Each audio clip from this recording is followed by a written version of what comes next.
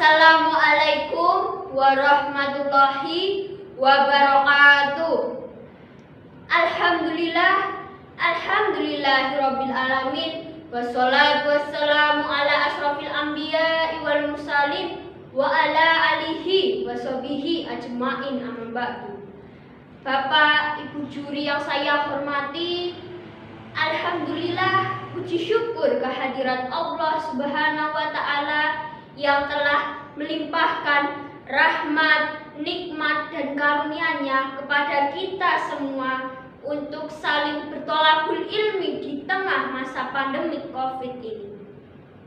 Sholawat dan salam tak lupa kita curahkan kepada junjungan besar kita Nabi Muhammad SAW, di mana beliau yang telah mengubah dari zaman yang penuh kegelapan ke zaman yang terang benderang seperti sekarang ini.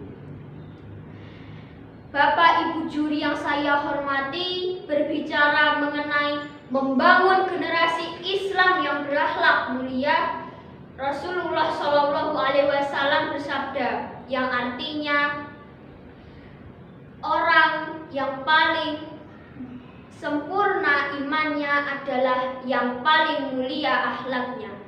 Hadis riwayat Ahmad.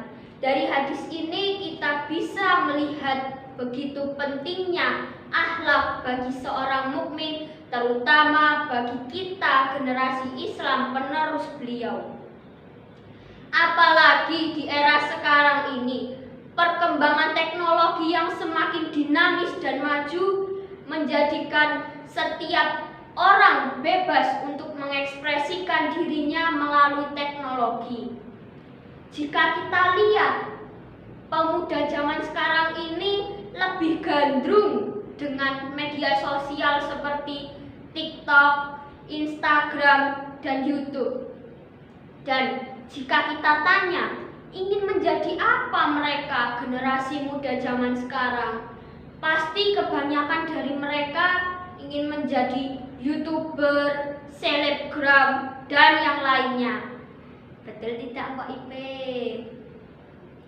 Bayangkan jika banyaknya dari mereka, apalagi generasi Islam penerus beliau yang berkiblat pada mereka, maka tidak mungkin negara ini akan semakin hancur. Perlu urgensi untuk mengubah generasi berakhlak mulia di zaman sekarang ini. Demi mencapai generasi yang berakhlak mulia, maka pemuda harus diajarkan akhlak yang mulia. Sebagaimana Rasulullah SAW telah bersabda, dan sebuah rumah di tempat yang tertinggi di surga bagi seorang yang memperbagus akhlaknya. Hadis riwayat Abu Dawud. Setelah mengetahui keutamaan akhlak mulia ini, maka muncul di benak kita bagaimana cara memperolehnya. Dalam buku karangan Imam Muhammad bin Shalih Al-Utsaimin yang menjelaskan tentang akhlakul karimah. Akhlak terpuji itu sebenarnya sudah ada dalam diri kita ini secara alamiah, dan ada yang perlu diupayakan. Banyak dari beberapa orang yang akhlaknya terhalang atau tidak muncul. Lalu bagaimana cara memperolehnya? Islam meliputi dua perkara, yaitu hablum minallah dan hablum minannas.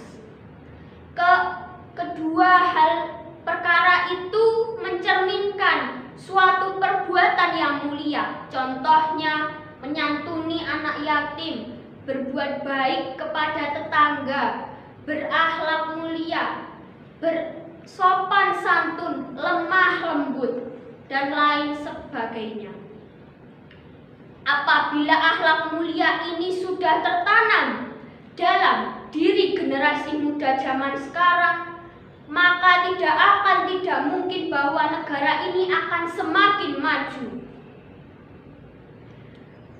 Secerdas dan sekreatif apapun, jika kalau tidak dilandasi dengan akhlak yang mulia, maka semua akan sia-sia. Pemuda adalah tonggak dan pendekar di masa depan.